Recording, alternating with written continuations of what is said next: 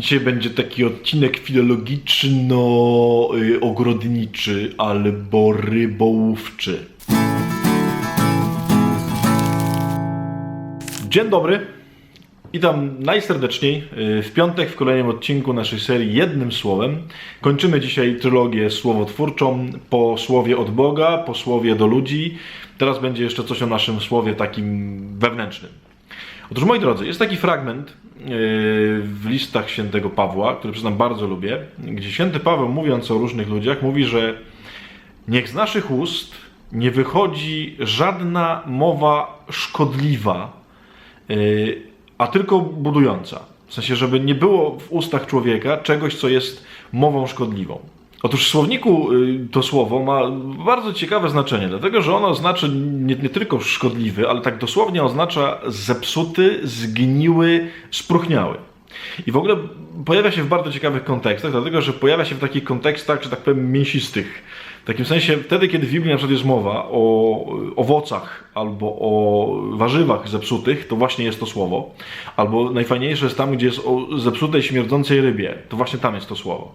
Czyli święty Paweł mówi, że można mieć w ustach takie coś, co jest jak po prostu zgniły ziemniak. Można mieć takie coś, co śmierdzi, jak taka zgniła, zbutwiała, leżąca w wodzie nie wiadomo ile i potem na brzeg wyciągnięta, strasznie śmierdząca ryba. Ja myślę, że to jest coś, co znamy wszyscy. Ja czasem jak patrzę na różne rzeczy, które mówię, jak szczególnie już po fakcie oczywiście, kiedy popatrzę na to, co komuś powiedziałem, no to naprawdę jest jak po prostu śmierdząca ryba albo taki zgniły ziemniak. Tylko co myślę w tym jest najważniejsze? Moi drodzy, jeżeli coś zgniłego z nas wychodzi, jeżeli coś zgniłego z kogoś wychodzi, to znaczy, że tam w środku też musi być jakaś zgnilizna. To nie jest tak, że tak powiem, w dobrych warunkach tam w środku by się coś zepsuło. Jak ryba jest w lodówce, to się nie zepsuje. Ryba musi być w złych warunkach do tego, żeby się zepsuła. Tak samo z owocami. Co to znaczy? Że nie wystarczy zmienić na przykład jakby to jedno słowo. W takim sensie powiem sobie, nie będę więcej takiego zgniłego słowa wypowiadał. Dlatego, że bardzo możliwe, że masz w środku zgniłe środowisko i że jak powiem, jakiekolwiek słowo tam wrzucisz, to kiedy będziesz chciał je wyciągnąć, no to ono będzie zgniłe. Nie? To nie jest tak, że jak masz koszyk jabłek i tam wszystkie jabłka są zgnite i tam wrzucisz jedno zdrowe jabłko, to ono będzie zdrowe. No nie, ono zgnije, bo będzie w takim środowisku. I to jest myślę bardzo ważne, bo ja to często słyszę w spowiedziach, że ktoś przychodzi i mówi, mam tam kogoś w pracy, kogo nie lubię, no i mówię do niego takie niedobre, zgniłe słowa, chciałbym nad tym popracować, ja się zmienię. I w ogóle super, że ktoś ma taką chęć, tylko że jeżeli tak jest, to prawdopodobnie on tam ma jakąś zgniłość w sercu. Jest tam jakaś agresja, jakiś gniew, jakieś rozgoryczenie i to z tego się biorą te słowa zgniłe. I jeśli tego czegoś się nie zmieni, to sama chęć, nie będę mówił ludziom przykrych rzeczy, albo nie będę dla nich zły w słowie, ona się na nic nie przyda, bo tam jest zgnilizna w środku. I myślę, że bardzo warto na siebie, na innych też, jakby popatrzeć w taki sposób, że potrzebujemy czegoś więcej bardzo często, niż tylko chęci, żeby nie mówić tego typu słów. Tylko trzeba serce zmienić. Dzisiaj takie pytanie sobie zadaj. Jest piątek, więc może warto coś poważnego zrobić.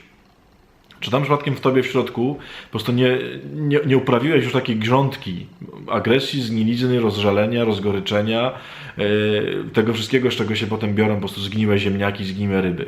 I potem nie wystarczy, że będziesz chciał coś zmienić. Trzeba tą glebę zmienić. Nie wystarczy, że będziesz chciał nie mówić takich słów. Glebę trzeba wymienić. Spróbuj dzisiaj w taki sposób na to popatrzeć, bo myślę, że to może dużo pomóc, chociaż to jest trudne, to może dużo zmienić. Bardzo byłoby fajnie, gdybyśmy w piątek taką rzecz dzisiaj zrobili.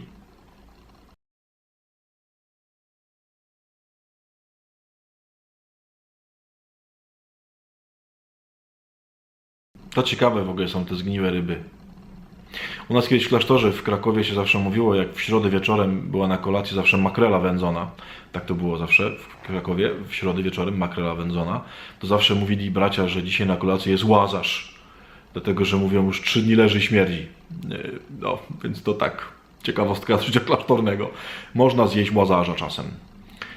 To tyle. Pozdrawiam. Pa.